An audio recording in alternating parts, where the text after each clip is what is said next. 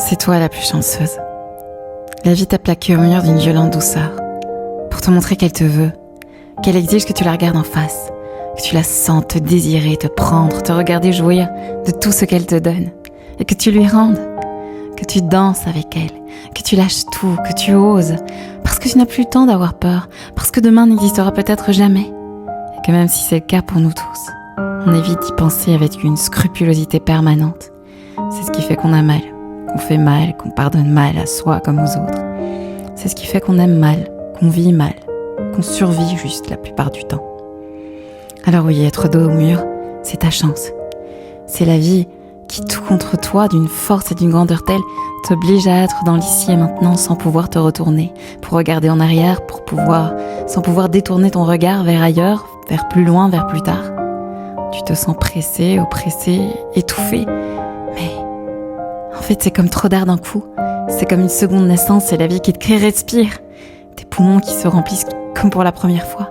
Ça fait mal, mais c'est tellement bon à la fois. Et tu sens l'angoisse transmutée en gratitude te passer dans tout le corps, puis te monter aux yeux et jaillir en larmes à 90 degrés, défiant toutes les lois de la gravité, comme dans un manga. C'est vrai. J'avoue, j'ai reçu un cadeau magnifique, exactement celui qu'il me fallait, pour que je bouge enfin, que je passe à l'action, que je monte sur le manège de l'existence, que je choisisse un de ces chevaux de bois qui monte et qui descend. Tu sais, celui qui fait mal aux fesses, mais que ça t'est fichtrement égal, parce que tendu comme un i, orteil accroché aux étriers, lui seul te permet d'attraper la floche, peu importe où elle virevolte, alors qu'assis confortablement dans ton carrosse, tu te dois d'attendre sagement que le gars qui l'actionne, pris de pitié, finisse par la faire descendre, te caresser la tête. Mais là, sur ton cheval de bois, tu ne dois rien attendre. Tu prends. Ta victoire ne dépend que de toi. Puis quand bien même tu ne l'aurais pas, tu auras tout donné, tout vécu. Et rien que ça te donne envie de refaire un tour plus loin, un tour plus haut, de sortir des limites du manège pour courir ta propre course.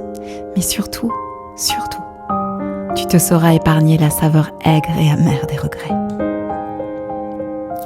Se dire que sa vie ne tient qu'à un fil, ça ne suffit pas. Il faut une échéance, comme dans ce film où les personnages voient les barrettes diminuer sur leurs bras au fur et à mesure que leur vie s'écoule. L'architecte de l'univers nous offre un accompagnement personnalisé sur mesure, uniquement sur demande. Attention aux demandes, bien les formuler ou laisser ses besoins à son appréciation. En phase 1, je me suis mise à faire une liste de ce qu'il fallait faire absolument bientôt. En phase 2, je me suis mise à les faire.